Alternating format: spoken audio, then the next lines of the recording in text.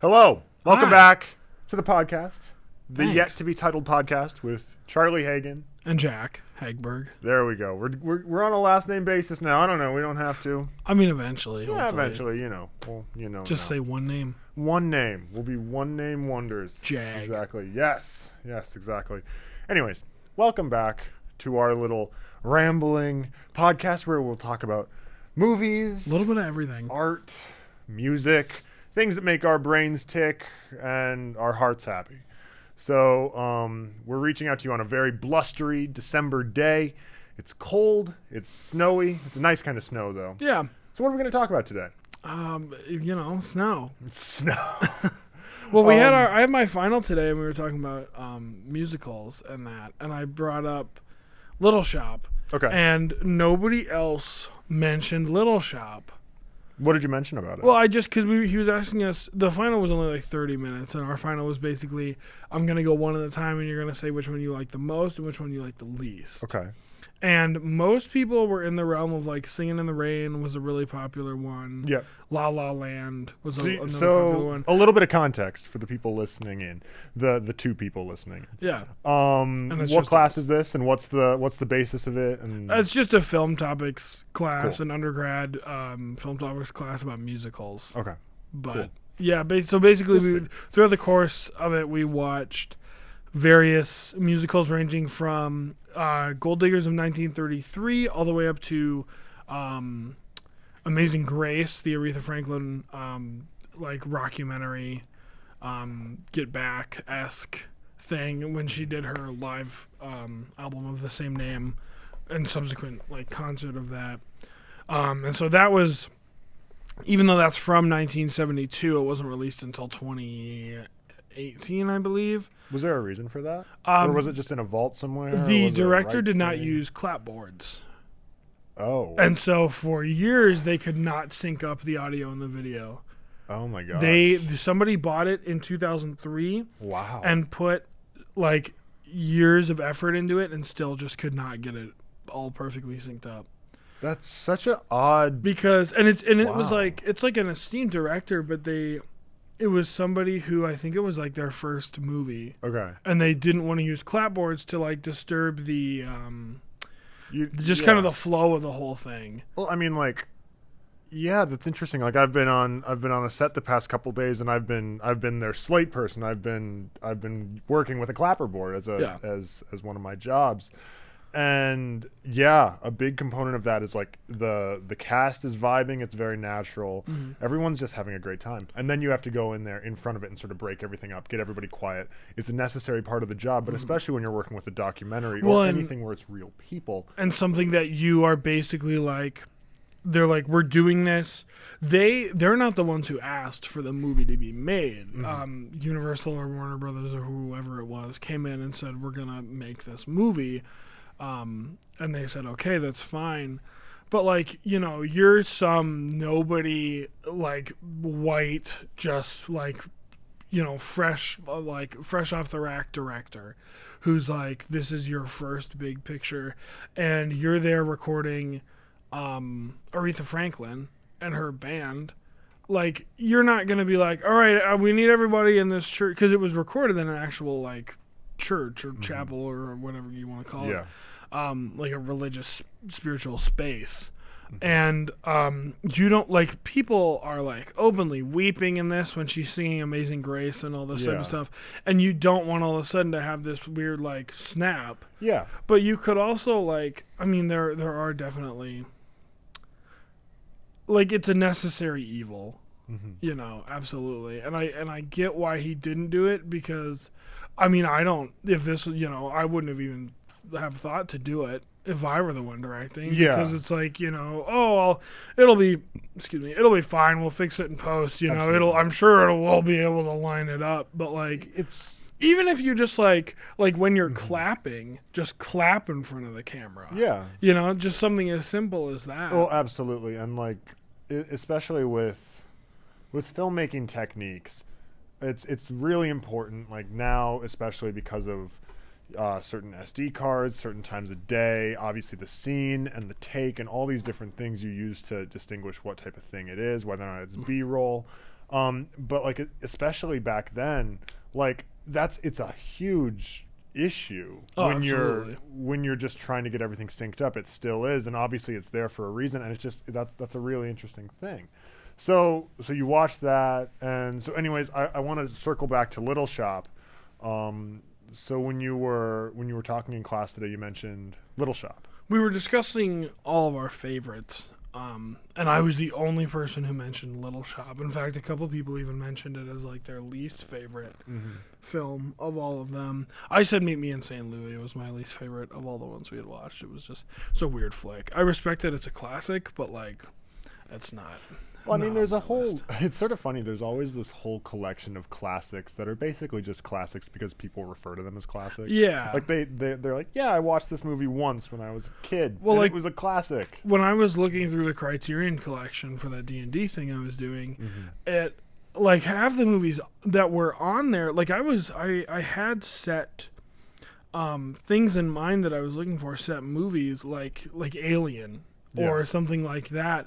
Yeah. And I was like just shocked that I couldn't find some of them on there. And then I was really looking at like all the movies that are on there, and I was like, some of these are like not the best movies. Like if the Criterion collection is supposedly this like be all end all of like you know, and I like that they include some of those more unique or not as well mentioned movies. Like I know Carol just borrowed me his copy of True Stories, the David Byrne movie that he made, which is a weird and unique film, and nothing that I would ever say would necessarily be a classic. Absolutely, and it's something that would probably get swallowed up if it was published under a lot of other companies. Oh, like, absolutely. I don't know what the parent production company that owns that is or owns the rights to it.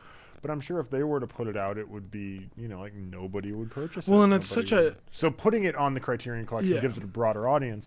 But at the same time, you run into certain films on there that don't necessarily hold that level of prestige. Like they just started releasing 4K Blu-rays this year as part of like, you know, just which makes sense because that's a big thing in the physical media thing. If you want to stay relevant in physical media, especially for something that's like a collector's item. Absolutely.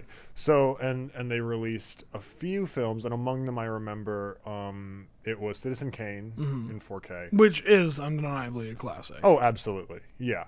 And whether or not you like it, it's definitely like an important. It's a movie that has stood the test of time, alongside with.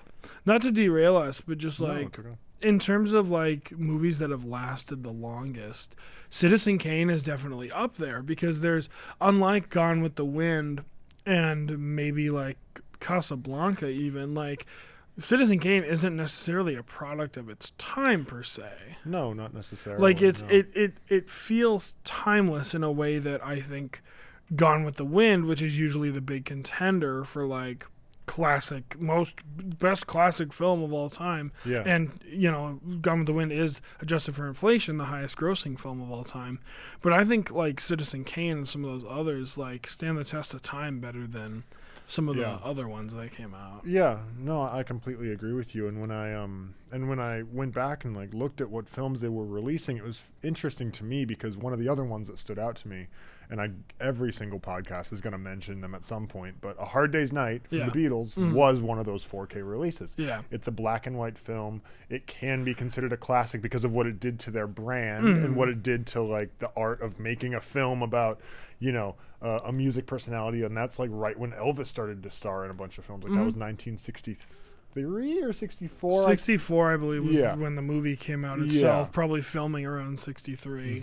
But it's still interesting. It's like out of the first films that this prestigious be-all end-all of like what is, you know, the true like cinephiles private label Blu-ray boutique thing. I mean, up there with A Hard Day's Night. Up there with like Ebert and like all those other like big names of like, wow, these guys really know what they're talking about. Yeah. And essentially they've just put a glorified music video in there. Well, absolutely. And it's also interesting with the Criterion Collection to look at how certain directors, the vast majority of their catalog is reissued on the Criterion Collection. Like Wes Anderson. like just about everything that he's done, from the Royal Tenenbaums to the Life Aquatic to the Fantastic Mr. Fox, the Grand Budapest Hotel, all of that stuff is on there. When I was going through Bottle Rocket, Rushmore, I mean everything that he's touched, Royal Tenenbaums, Stevie Z. Yeah, and it's really interesting to look at a label like that where they do put out so many great things, and obviously like I have quite a few of them. And among that, like my whole point, like I love physical media. I love collecting physical media. My whole thing is I want to build an archive of films that were important to me at one point or another, or that I feel are important to our cultural zeitgeist, not only as film fans, but just as human beings in general. Absolutely. And some of these films that were recommended to me by yourself and by Nathan, as well as Rob, Nathan Carroll, as well as other people, I feel like, it's important to put those in there. And you can get some great things in there, like 12 Angry Men, Punch Drunk Love, Seven Samurai, or even something like Paths of Glory. Yeah. Some of the older like Stanley Kubrick things that would definitely get swallowed up or be relegated to some box set re-release. It's sort of nice to be able to get like a dedicated release with a whole crap ton of special features and get a copy that, feels like the definitive version. But also like so much of it is just like, we're going to charge you a premium for this because we put a lot of effort into our packaging and our design. I mean, and $40 for a movie, granted with like bonus features and bonus when material. When was the last time you actually watched a special feature on a disc? Exactly. I was just saying to Jess, my girlfriend, the other night, I watched, for my paper on Stop Making Sense, I watched the audio commentary that they did with the film. And it was great. It was a lot of fun. It was cool to hear. And but basically that was the last time since maybe, God, I don't even know, probably at least 10 years that I like even hit bonus features on a CD. Yeah. It's one of those things where it's so nice to have, but you never use it. It's like in many cases, it's like the liner notes on an album. Like it's this extension of the medium, but you don't necessarily. It's just supplemental. That's the whole point. There's supplemental materials. Well, but it's interesting to see. It's the same thing with like when somebody releases like a book or something. Like I'm a huge fan of like Lou Reed and like Wilco. Jeff Tweedy has put out multiple books. The frontman of Wilco, and I'm not gonna read them. Like I love Wilco, and I love the idea that I could like get to know more about this band, but like apart from documentaries and every once in a while maybe like a podcast or something, I don't really do like I don't really like use accessible information for deep dives. I kind of just like use what I hear and maybe read up on it. Well, and a lot of times the way that I approach special features is, and this will circle us back to Little Shop, is for every release, especially now, I've noticed that there's like a small collection of like specially curated featurettes that usually range from like 3 to 7 minutes. They're very accessible and they're very simple. But going back to something like Little Shop, where it's this cult classic from the 80s, it was done with a lot of love and care and attention. And, like everything just permeates this like this tangible sort of like grungy underworld. But, it's charming. It's fun. Like, it sort of reminds me of, this is going to sound really hyperbolic, but it sort of reminds me of watching Star Wars, where it feels like this lived-in universe where everything makes sense because nothing makes sense. Everybody's just totally comfortable with this talking plan. Yeah. Well, not talking, but just like this, this weird, what a strange and interesting plan. What is it? Absolutely. And that's the introduction that the world gets to it. And everyone's just like, this is great. It's almost like in, this is going to be a pull, but like I, Robot with Will Smith. Sure. Like this idea that like everyone just kind of has this thing before they even know that they have it is the big like 20-minute ending there. Is like everyone's like, we want it. And it's such a, I don't know, just like an interesting, it's a movie that you can enjoy on its own, but it's also a movie that, there are some movies that I watch them and I go like, I don't care if there's deeper meaning to this. I don't care if this means anything else. But like with a movie like Little Shop or I, Robot or something like that, like there's such obvious overtones of like, this is the message we want you to get.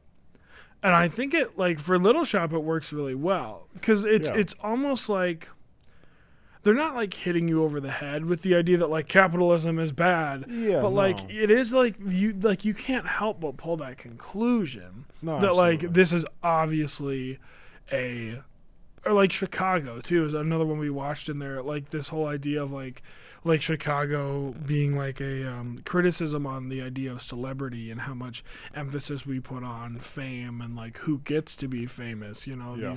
these serial killers, then mass murderers who get more fame than people who like cure diseases. I mean, how many Nobel Prize winners can you name as compared to how many serial killers can you name? Absolutely. You know, like it's such a weird emphasis on where we put all our attention. Oh, completely. Yeah, and that's the thing that's been so interesting to me about, I mean, honestly, like that point that you just made completely sums up why, this is going to be really funny too, why Little Shop is so interesting to me, is because this original ending, which is just this very like rosy cookie cutter ending. For those of you not familiar with Little Shop of Horrors, the theatrical ending. Yes, the theatrical, as compared like to the original ending. Yes, I'm sorry, I should be more specific. Yeah. But the theatrical released ending, when it was originally released to the public back in 86, I thought it was 86. Yes, was the plant, the terrible man-eating plant that's bringing our young plucky hero Seymour nothing but fame and attention and the love of his life. Ends up eating the love of his life. Seymour goes in, rescues the love of his life, murders the plant, and but in the original, she doesn't get eaten. Absolutely. Oh, she doesn't. In the theatrical cut, she doesn't even get eaten. Oh my gosh! Thank you, because I watched it the other day because I was like, where does the original ending differ from the theatrical ending? She doesn't get eaten. Because when you cut from 20 minutes down to about 3 minutes, Audrey 2 destroys the shop. Spoilers, by the way. Destroys the shop. And then all of a sudden there's this electrical wire hanging. Have you even seen the theatrical? So this is just a little bit of context, because I know I sort of tripped over my words for a second there. When we performed this in high school, I watched the film, not knowing that there was an alternate ending. So I watched it with this, terribly cookie cutter ending. Which, I mean, I hated it not because it was a happy ending, but because it was different than what we were doing in the show. I didn't mind it at the time. No, the first time I saw Little Shop and that was the ending, I went, I like this because I wanted them to end up together. Yeah, but also like sweet. Not knowing that there was something else out there. Well, and the thing is that something else is so gruesome, so visually interesting. Just an incredible feat of directing in terms of like fantastic. Its own thing alone. The miniature work on that ending is just phenomenal. Yeah, exactly. And the entire thing just has so much life, and in a really gruesome way, it has a lot of joy to it. Like it's a very passionate ending to a film. And it's self-aware, it's funny, it's referential, especially to like those old 50s monster movies and stuff like that. Like it's just so over the top. Well, I think it's a wonderful. crime against like Frank Oz that scene isn't discussed more, because like that ending, because he directed that, I believe, right? That ending is just phenomenal, and like nobody ever mentions it in terms of like great sequences in movies. Well, and the thing is, it was so that original theatrical ending, so the happy ending, was what we all like sort of knew and established as being sort of the canon type of thing. He zaps Audrey 2. Audrey 2 gets fried. Audrey 1, or just Audrey, runs out from behind the corner, and she's like, Seymour, and he like sticks his hand up, and he's like, I'm safe, I'm okay. Yeah. And then they get married in less than 30 seconds. They get married, walk into their house, the camera zooms down, and there's a new Audrey 2, and that's the ending. Yeah, and it's after, it's almost like, God, I don't even know what to describe it as. It's like listening to Pursuit of Happiness off Day and Night. See, but even that's a bad comparison, because I do like Day and Night. Sure. Or not Day and Night. What's the album called? I forget. It's okay. Yeah, it's basically like that, and then listening to the Steve Aoki remix, where you're like, "This is great," until I knew that there was something way better out there. Yeah, it's no, absolutely. And I'm trying to think of a really like, because I can't even really think of how the original one sounds, and like aside from the Steve Aoki version. Yeah, and that's a reflection of your analogy. Yeah. But it's one of those things where it was lost to time until a remastered great version of it showed up on where else? The special features of some very inexpensive Blu-ray.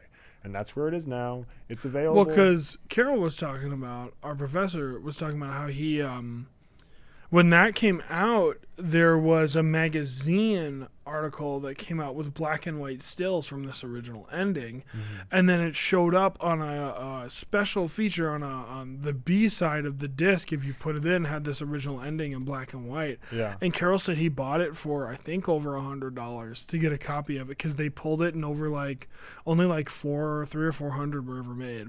Wow. So he paid a lot of money to have that, and now they've finally released it on Blu-rays as just the film itself as the director's cut. Oh, that reminds me of Star Wars and how that's one of the most like infamously manipulated films and edited films.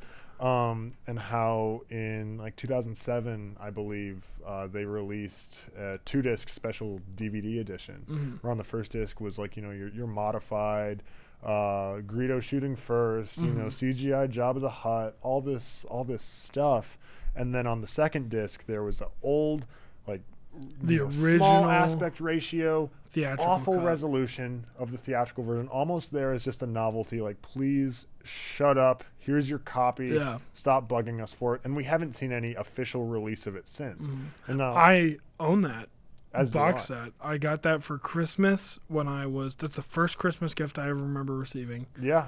And because I got the original trilogy. Oh, absolutely. I mean, that's what I watch when I go home. Yeah. You gave me those.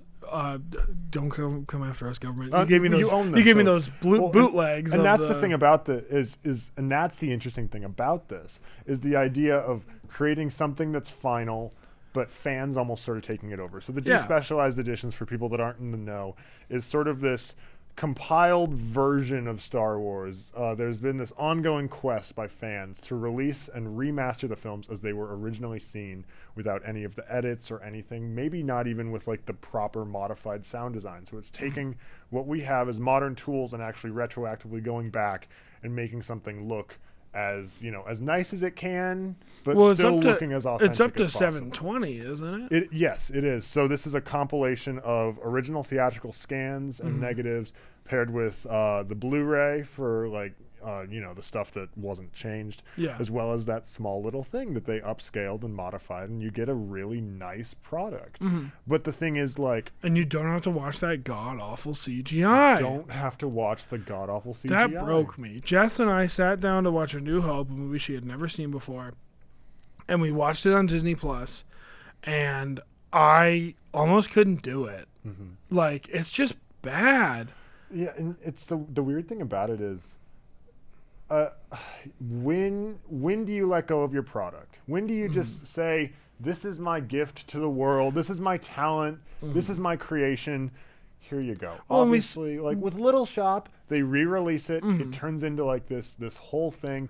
So like now when I show people that film, I show them it with the original ending, because if you go to see it on Broadway, that's going to be the ending you get. Absolutely. So for all intents and purposes, I would say that when that you should talk be the about Little canonical Shop, ending. a lot of people, I think, would, oh, I love the ending of Little Shop. Oh yeah, me too. The assumption is that it's the, original and the Broadway theatrical, ending. the traditional The extended. theatrical Yes, ending. yes. When you explain the story to people, I don't really explain it with like the context of whatever. And obviously, I think that's something where, like, Frank Oz was satisfied with the ending that he wrote and executed and scripted. Like, it's one I don't think scene he wrote that gets it. cut. Well, it's just like he blocked it, Yeah, he directed yeah. it. He had a big Storyboards, visual whatnot. hand in it. Yeah. Whereas with Star Wars, it's like nothing about that story fundamentally changes in that entire trilogy. Like, you can argue that certain character motivations are altered because of those changes, but it's almost like George Lucas just looked at them like, 15, 20 years after they came out and was like, I'd love to throw in a dance number in Jabba's palace. Yeah, and it's odd because... And you're like, why, man? Yeah, which brings up the question, I think we can segue this into something else, is... when do you just let something sit? When you release it to the public, is that what you got and you're set with it? Like, should you be watching the theatrical cut of Lord of the Rings instead of the extended remastered cut? That's true. And we see that a lot with Kanye and his music too, which is a weird I was gonna say kind of, but like when Life of Pablo came out, I almost call it Saint Pablo. When Life of Pablo came out, he edited that not heavily, but like the Wolves, he added a couple things and changed a couple things. And even with Donda, within the first 3 days, we saw it get taken down multiple times and re-uploaded because he was already making changes to it. And before he even posted it on iTunes and Spotify and streaming, I mean, we already had seen 3 different versions of it by that point. Yeah. 3 drastically, not like enormously, but like drastically different versions that include. And even now we have the new deluxe edition, which has, he pulled more from past concerts that he did. He took a lot of stuff from the second listening party and put that in the deluxe edition. Now he added 4 new tracks. But yeah, like the overall implication that like he's never really done changing it. And even like you can go back and just talk about live recordings too with that, of like Lou Reed in interviews has said like, or did say, like when I sit down to write a song and I record it I write it one way and I record it, and the way I'm feeling about it on that day is how it gets recorded. But a week later I might go, well, I'm not 100% huge. And Bob Dylan did this a lot too, where they would take these songs that they had written and take the album cuts that they had cut out in a day and put out on the album a couple months later, and they would change them for live versions. Bob Dylan used to do a significantly, like a double times version of A Hard Day's Night, Hard Rain's Gonna Fall, a song that he wrote on just an acoustic guitar, and he would change it and get a full electric sound in there. Mick Ronson, even in 76, plays the guitar on that, Bowie's guitarist. It's a drastically different song. And it all just depends on what he was feeling that day. So just because we have a finished product doesn't always necessarily mean that that's the final product. And that's interesting. Nor should it be. No, it shouldn't be. Yeah, I'm with you there. But it's interesting to me. Like as you're mentioning this, I'm thinking about albums that have come out, and this has been a trend in pop music since the dawn of time. You get a hit, and then you do another version of that hit with a featured artist a few months later to get some more streams or to get some more records purchased. Lil Nas X did this incredibly with Old Town Road, because every time it started falling off the charts, he would release a new remix of it. Yeah, with a new artist. So he was able to get like genius. 4 or 5 of those. Oh yeah. Right? Yeah. Oh, he was on there for like almost an entire year where he just kept putting out new ones, and it's genius. Well, and I was thinking about that just recently, like with After Hours from The Weeknd, which was a fantastic album. And I started to, because as I listened to that album a lot, that and Future Nostalgia from Dua Lipa were 2 of the most like listened to albums that I had of this for year. all of 2020. Because for that I would be biking to and from work. I would be listening to music, and those happened to be, the 2 most things, because they were atmospheric, they were fun, they were danceable, but they were also just, they had a beat to it, and it was just some happy, good pop music. Yeah. And especially with The Weeknd, but also with Future Nostalgia, there were a few songs on there where I was like, I wouldn't change a single thing about these. Yeah. I sure as hell wouldn't add in a featured artist to contribute a verse that's just going to seem like this tacked on thing. But sure enough, you had a featured verse on Save Your Tears with Ariana Grande that came out earlier this year, as soon as that song started to get like a little bit of momentum. And similar with Dua Lipa having Levitating, which she had DaBaby feature on this year as well, which took on a lot of steam. And it was just the type of thing where it's like, sure, it's fine, but like, what do we consider to be like the proper conclusive product? Or do we have to even ask that question? Like, if you have the option to go into your library and listen to something like the original version, or listen to a modified version, or listen to Sgt. Pepper's, would you listen to like the first CD release, or would you grab the Giles Martin like the 2017 remixes, the remasters, remix? Yeah, exactly, the special editions? And I think that's completely we should talk about that a little bit. I think that's a different conversation, because a remaster or a remix, as distinct as those terms are, and just looking at, do they stay true to the originals enough that they can still be considered? Yeah. Especially if you're looking at like with all the Dolby Atmos stuff that they're doing, some of those songs sound significantly different. Yeah. Like there are like bass parts in songs that are like keyboard or like background things that I had never heard in songs that I'm all of a sudden hearing, and it's completely changing the way I hear the song. Or even with like when I got a new phone, I downloaded Remain in Light by Talking Heads, and I flipped it on, and I was like, wow, this sounds significantly different. Flipped on the remaster. I mean, that bass, especially on like Once in a Lifetime, is boosted significantly. Mm-hmm. Do you think that's to a detriment, or do you think it is? I think it helps. Okay. I think there's parts of the songs. I think some of it is intentional, but I also think a lot of it just came from the equipment and the recording stylings at the time. Yeah. Where like especially on those older Beatles albums, like oh, Please Please Me and all that stuff, there's no bass on that album because that just wasn't the thing. Well, at the time. And I loved that album, and my favorite thing about that album is that room noise. You can hear the echo of the room. I was talking with my girlfriend Maya about this a couple days ago, actually, because I was playing a few songs from it. I was playing like the cover, or I was playing the original, and then I was playing their cover of it, because Please Please Me is basically this snapshot of things that they were playing at the Cavern Club. Yeah. And they recorded the whole thing in one day.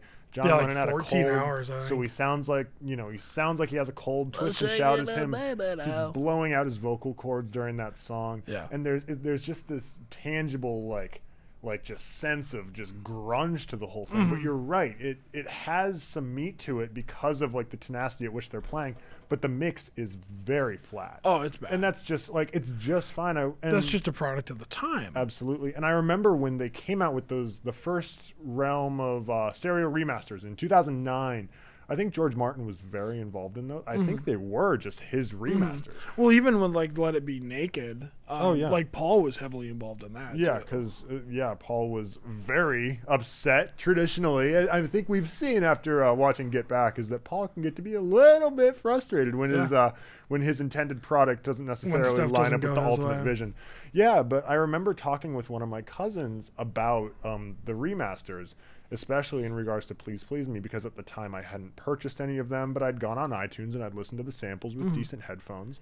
And my biggest concern was that they would have gotten rid of that room noise or done some stuff to sort of separate that and make it seem something like it was that makes more it sound modern. too clean. Exactly. And thankfully that wasn't the case, but that was a whole discussion point, is like, are they going to not only maintain the quality of what you're listening to in terms of like just a structured entire project, but are they going to like be true to how it was recorded, why it was recorded, and where it was recorded? Well, and it's it's definitely a tough question in terms of like how much do you change to make it sound good before it's a completely new thing. Yeah. And I think personally, anything that enhances your listening experience is something good. Yeah. If you listen to a song and you go, I think this, like even with like Once in a Lifetime, like I could blare that out of my car with that bass just cranked and windows open, flying home from work, like, and that like was great because I loved it. And then I would turn on the original, it was like significantly quieter and like, you couldn't even hear certain parts of the song. And so for me, I would always like just listen to the remastered edition. Yeah. And that's still what I choose to listen to. And with artists like the Beatles that are treated so well, or like Led Zeppelin, Rolling Stones, like all these people who are held in such high regard, Pink Floyd especially, some of these albums that are, like if you look at what Alan Parsons did on Dark Side of the Moon and stuff like that, obviously like those records are known for their sound quality and just how good they sounded at the time. And like, how much of that do you change and how much of that do you preserve? But I think like with that, or like Steven Wilson of Porcupine Tree does a lot of prog rock remasters. He's done a bunch of Jethro Tull and Gentle Giant, and basically any like moderately known prog artist, if you go onto their page, you'll find a Steven Wilson remix. And it's something that he does personally out of a labor of love, because these are some of his favorite albums and he wants them to sound as good as they can. Yeah. And so obviously somebody who like loves the originals those much is going to try and preserve as much of that as possible while still sounding good. Yeah. Yeah, and that's so it really is a question of like, who's doing it. Well, it's almost an ethical thing too. I think this is a different topic, but it's one that we can touch on. The notion that like a product, I think this turns into a different conversation after an artist has died, because like you saw this past year with there being a reissue and a remaster like John Lennon's greatest hits. Yeah. And there was this Give me some truth. Yeah, exactly, with that. And even just something as simple, I know we touched on this briefly in a previous episode, which may or may not ever see the light of day. But about, like, they released a music video for My Sweet Lord from George Harrison last week with, like, Fred Armisen and Vanessa Bayer and Weird Al and just John Hamm, a whole all assortment these of people. Yeah, exactly. But it's this type of question where it's like you're doing something that you feel like contributes to the the cultural fervor and community around this music. You obviously want to keep people interested, and you want to continue to make some money off of it. You don't want it to turn into just some dead property. But how is this? Is this lengthening or improving the legacy of the original artist? What are some examples of this, like, actually these types of re-releases or expanded things, like even with Prince or David Bowie, like releasing Bowie, Prince, even like big rap artists like Biggie Smalls and Tupac. Yeah, and, like, going back to the well of demos and stuff like that to give them that. Michael Jackson. Oh, that's a big notoriously they scoured anything they could find. Yeah, I mean, Gus Johnson has that skit about like, oh, this artist just died. We can't put out any more music. And then they find like an audio bite of the guy sneezing and they turn it into a song because they're just vultures for that type of thing. Well, and I think Michael Jackson is a great one to touch on because that was like the first time that they messed with like the hologram stuff too. Yeah, like, I know him and Tupac. Yeah, they did it with Tupac. They and now they're doing like tours of like Roy Orbison. Yeah, touring with a live band, and ABBA is. I think we should talk about this in a few months when they're building a whole stadium for this virtual ABBA concert in London. They're not going to be there. I don't know how it's going to sell, but the idea of creating this phenomenon about an artist, like, are you going to want to pay money to go sit? To go watch some lights. And watch some lights that maybe make you feel for a little bit like it's somebody. But it always will just be in that uncanny valley of odd motion capture. It's like watching a concert in VR. You know? Like you're there, but there's distance. And will you be able to overcome that distance in your own mind, or will you always feel hindered by the fact that like anytime you get too emotionally close to something, you go, well, this isn't real. Yeah. This isn't actually happening. Yeah. Where you put up that wall to. Yeah. Well, and like just this idea of like, wow, this is so cool. I also paid $500 for this. Was it worth it? Well, and there are certain things where, like, I'm trying to think of times where I've paid an exorbitant amount of money to go to a show or to do something. And I think the biggest one for me was Springsteen on Broadway. Those tickets were quite expensive. Yeah, it was upwards of over $500. Yeah, they were. It was the most I've ever paid for a ticket, and that was before flying or anything. But it's the type of thing where it's like, I really want to see him live. I want to see this show, and I want to be part of that atmosphere. I sort of like want to feel the energy off of this. Well, and it's very more dynamic of storytelling. It's more of an experience than it is something that you just want to like do for the novelty. Well, like you're not going to be like, I saw Springsteen. Like you're really going to enjoy this artist. Yeah, and if I wanted to see the show, if I wanted to just see the show, I could go onto Netflix and watch it like I have multiple times. Yeah, great show. Or just listen to it on Spotify. But the thing about like actually going to the show and being part of that experience, like I was willing to pay for that because I know that like time is this finite thing. He's not going to be performing forever. He's definitely not going to be at that venue doing that show forever. Yeah. Like it was this encore run. And there's just something that I thought was just so, like, temporary and fleeting about that moment that I was willing to pay a premium for. Like, when you have an avatar touring or situated somewhere, there's nothing finite about that.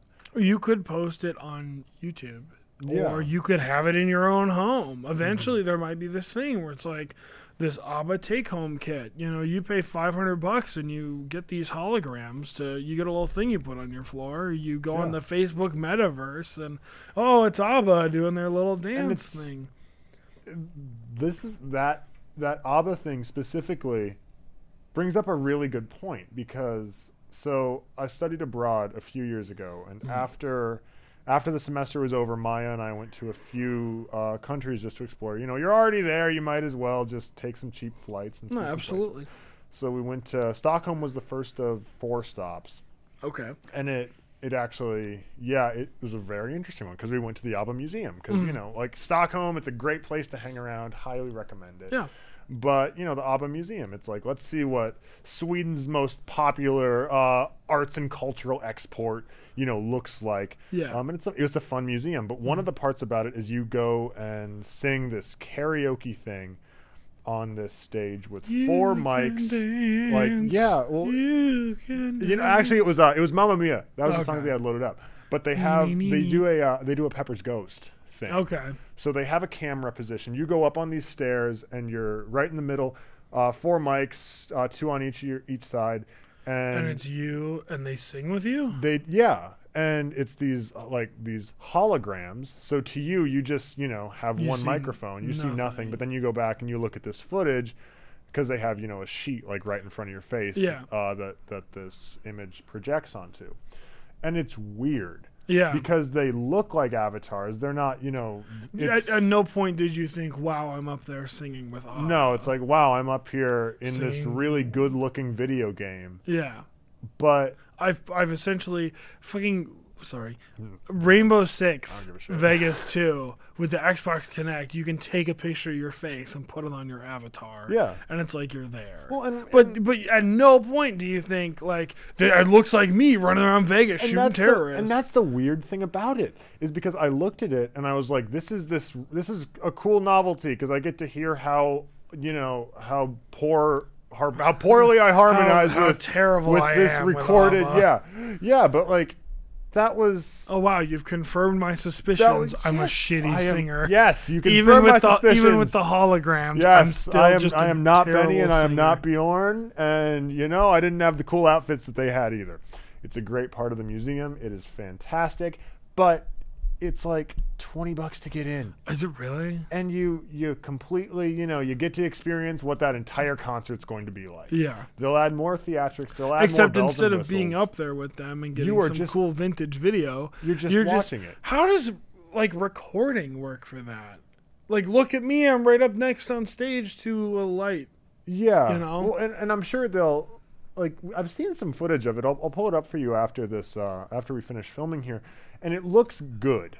Do they have human-esque skin, or is it just like light? They try to make it look as realistic as possible. I feel like that'd be so unsettling. Well, so what they actually did, and what makes this so interesting to me, and what makes this an interesting thing, because they're all still alive. They were all directly involved in this project. Yeah. And certain artists like Prince were very directly against the idea of like a hologram or a projection or something like that. Don't touch me when I'm dead. Yeah, absolutely. And did he say something like "Don't touch my shit"? Because them going into the vault, he said don't. He Prince, an artist that was as meticulous as he was and was as obsessed as he was. I mean, in an upwards level of Kanye and some of these artists who have such a distinct vision, even McCartney, who have such a distinct vision of what they want. Obviously they're straining for hours and days and weeks even to create this finished product that they're happy with. Yeah. And then the idea of having somebody oh, I'm dead now, somebody come in and scramble all these around for money. Well, yeah. And the weird thing about Prince was I remember after he died there was all this attention put on the vault and that there were thousands of songs he's in the got vault. so much stuff from his recording sessions that wasn't touched. But Prince was so notoriously oftentimes at war with his awful record contracts. He had slave written on his face at one point in time. Yeah. He invented the Prince symbol because he wanted to have some symbol that he owned rather than his record company. Mm-hmm. So the idea that after he dies, they're releasing all of this footage, I'm not entirely sure. Mm-hmm. There are certain people I know that are insane Prince fans. I will talk with them, and if they say any differently, I'll bring it up in a future episode. Yeah. But this whole idea that this record company, that's making money off of him. Mm-hmm. He was notoriously like against his record contracts. I'm not sure if the one that existed before he died was different, but the idea of just going back into this vault that he like purposefully like didn't release for a reason and just releasing it all, especially because I remember reading that Prince would oftentimes save the best stuff for himself because he didn't want his record company to have access to this really cool stuff, which is a great advertisement before you die to be hey, just so you know, the real I've cool got shit all I this still have. really cool shit hiding somewhere. Can you find it? Yeah, but just to be like, yeah, here we go. We'll release an album every year for the next 50. Even the 50 Beatles years. with formed Apple Records because they were like, we don't want to have to deal with this shit. Tom Petty famously sued MCA to get his records and had shirts made that said "Why MCA?" Yeah, like why MCA? What are you doing? But like, just there's never. I shouldn't say there's never because apparently there you do hear stories about there that are like genuinely good people helping people make music, but so often you just hear about how like just shitty these record companies are and just how much they destroyed these artists that were like, I've got something really great here and I want to share it with the world and you're taking advantage of me for it. And why should I even bother sharing this? Well, exactly. And that's the thing is you create this, there's this whole nature now that record companies are just like these terrible, like money hungry, just thieves. Like you see so many artists now self-producing, self-releasing things. Like once again, Taylor Swift self-producing her own stuff, re-releasing her old stuff because of an awful contract. And that's a very high-profile example of it. Yeah. And then, like, it's ridiculous. I do want to quickly finish up on the whole hologram type of thing because I feel like this entire podcast could just turn into us talking about horrible examples of the music and film industries. Oh, there's going to be so many tangents in this. Oh, absolutely. But thanks for coming along for the ride. Bring it all home. Yes.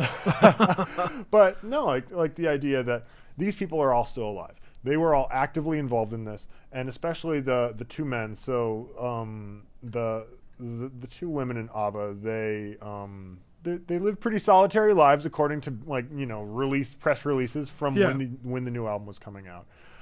They don't really like to be involved in the spotlight, and one of the contractual obligations of this new album was that the men would do the promotion and all the interviews. They would just pretty much do the singing. Well, because they were the songwriters too, weren't they? Yeah, like they're the preliminary songwriters on. As far as I know, I'm pretty sure when it started, at least I don't know if it changed at all, but when it started, I believe they were the ones who wrote the women or the men. Bjorn. Yeah, they were the ones who wrote. I think Waterloo. I for sure. Well, and as far as I can remember, is they did, like they've both stayed very active musically and involved in production and that side of the industry. Yeah. Whereas the women, it seems, have done probably a very smart thing, which is take their royalty checks, move somewhere quiet, and live just their own lives, relax. Exactly. Absolutely. It sounds refreshing, but they're all alive. They all contributed to this. They all did this motion capture thing. They're all creatively involved in the process, and they're all going to make a bunch of money off of it. When it's somebody like the Roy Orbison, hologram tour, that's a different one because he's dead, and you have this live orchestra making money off of it, which is fine. I think any way that an orchestra can be supported and make money is great. Absolutely, but they've got to change the game in this. Absolutely. Just terrible economy for orchestras. Like people aren't going like, let me risk my life to go see Strings, you know? Yeah, but I'll go risk my life to go see a hologram of Roy Orbison. Yeah. And there's something so odd about that. And it reminds me, I do want to I really want to bring this up. I'm just going to go for it. The idea of talking about and exploring this weird hologram thing, a record company or a family making money off of, one of their old loved ones, their intellectual property is so interesting, especially let's talk about film and the fact that there have been biopics that come out where the family is like, we don't want you to do this. To bring it full circle. Do it. Aretha Franklin, when Amazing Grace was coming out in the early 2000s or in the late 90s when it got bought again, she said, no, I don't want this to come out. And the second she died, not the second, but after she died. Probably within the hour. Well, after she died, because I don't want to paint a negative picture of her family per se, because I obviously don't know anything about them. But after she died, they signed off on the movie, and it was only then that it was released. Yeah.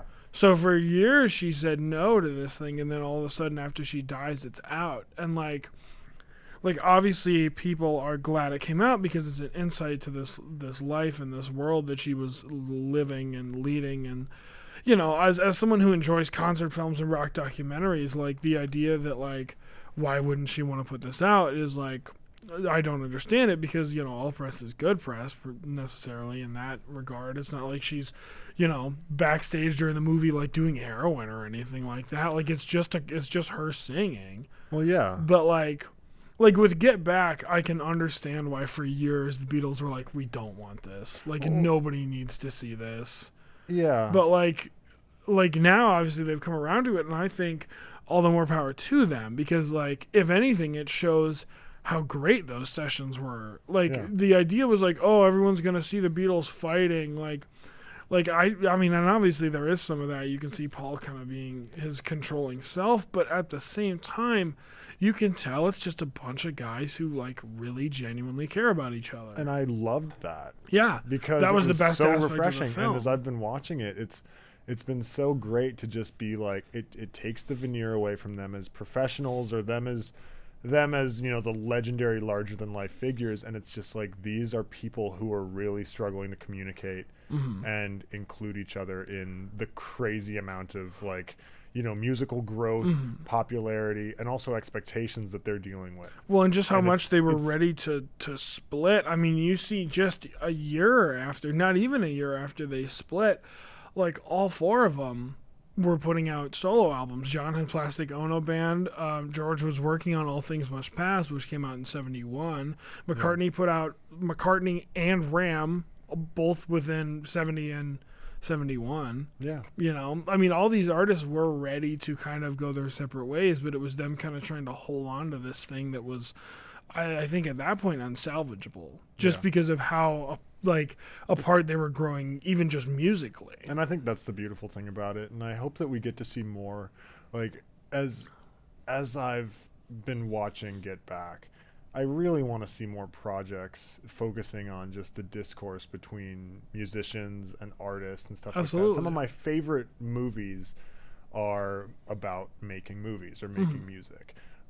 There's Love and Mercy, which is about Brian Wilson and the Pet Sounds sessions, which is wonderfully complemented with this like fantastic John Cusack performance as Brian Wilson in the 80s under this like awful conservatorship from Eugene Landy. Yeah. And it's just this great little character study about, you know, somebody at the height of their musical power juxtaposed with somebody at the depths of their, you know, emotional manipulation at the hands of somebody taking advantage of them. Yeah. But like you also see like so many just other cool films, like you know, a little bit happier perhaps, but even something like The Disaster Artist, or what I would prefer is Dolomite Is My Name, which is one of my favorite comedies and dramas from the past like 5 years. It was really good. It's this fantastic character study with really well-rounded characters, but it's just this gut-busting, hilarious premise. And I would done with care. And I would put it up there in the same vein as The Disaster Artist.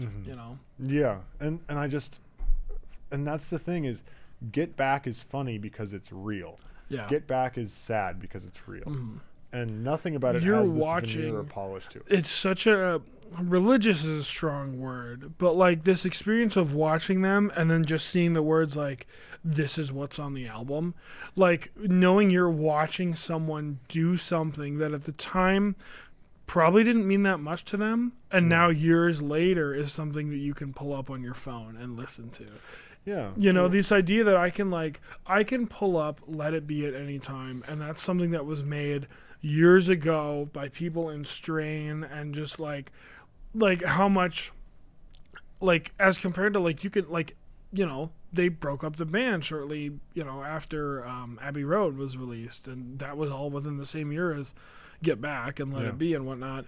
Even like watching them do something and then George is like, I'm gonna leave the band now, like you can listen to the album and get none of that. No. Like at all. You're absolutely And if right. you have no idea what it is going into it, you know, you're like, oh, this is just some good music. But if you like, you understand where it's all kind of coming from and everything that went into it, I think it just takes on this whole other experience of listening. I mean, even Peter Jackson said that when he started, songs like I've Got a Feeling and Dig a Pony were like in his bottom third of Beatles songs. Yeah. And now he says he would put them probably in like his top, 20. Yeah.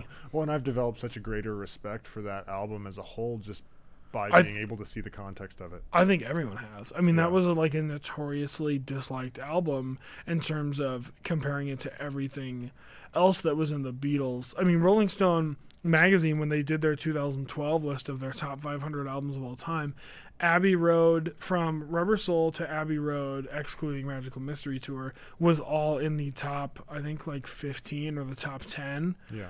And, then Let It Be was like number 10 something, and it was this idea of like, yeah, it's the Beatles, but it's the Beatles on their off day. Yeah. And I don't think a lot of people either understood that this was recorded, all of this, before Abbey Road, which a lot of people consider to be their best album, their magnum opus. Yeah, I was trying to think of that phrase. Yeah. And that's the beauty of art, and that's the beauty of the passage of time, is that you can come back to, this piece of art and just have the years be different, have the knowledge of what happens to the Beatles, knowing that they never got to get together as old men and play music and all agree. I mean, the closest we got to that was Free as a Bird, which was just something that Lennon sang, and then everybody just kind of pitched in on it. But there's, I don't know. There's something sort of beautiful about There's a John Lennon lyric in a song called God, which is off his first solo album, Plastic Ono Band. It's a great, great piece. But there, like, he's got all sorts of lines in there. Like, one of my favorites is always he's like, I don't believe in Jesus, I don't believe in mantra, I don't believe in Buddha, I don't believe in just all this stuff. And then he ends it with, I don't believe in Beatles, I just believe in me. Mm-hmm. And that's such a great lyric. But then there's another one where he says the dream is over, referring to the Beatles. And that is kind of the testament at the time. He wasn't even involved in the recordings of Let It Be stuff. They recorded the end, the last song they ever recorded as a band, I believe, the end, and then he left. He quit. He said, I'm done. Yeah. And Abbey Road got put out, and then they re-recorded some stuff and put out Let It Be, and then finally I think Paul was the one who was like, yeah, we've been gone. We've been done for like a year now. Yeah. But like, yeah, just this idea of like, and there was so much emphasis that was placed on them. Like, I cannot imagine. They were under an immense amount of pressure. Oh, absolutely. And just the fact that they made as great of music as they did, in terms of like probably some of the most anticipated records of all time, and it's still being that great. Yeah. Like for an album that was as leading up to where they were with Abbey Road, and then to put out Abbey Road, an album that by all accounts should be mediocre. I mean, you've got the entire like last half of it is 16 minutes of like unfinished songs. Just hearing that alone, you go like, this is going to be terrible. It's songs that they wrote like 2 minutes of and then went, we don't even need to finish it, we'll just string them together. But the album as a whole just works so well because it's every member bringing their all, knowing that this was going to be it. Yeah. Well, and that's the thing about it, and I think that sort of makes everything go sort of full circle.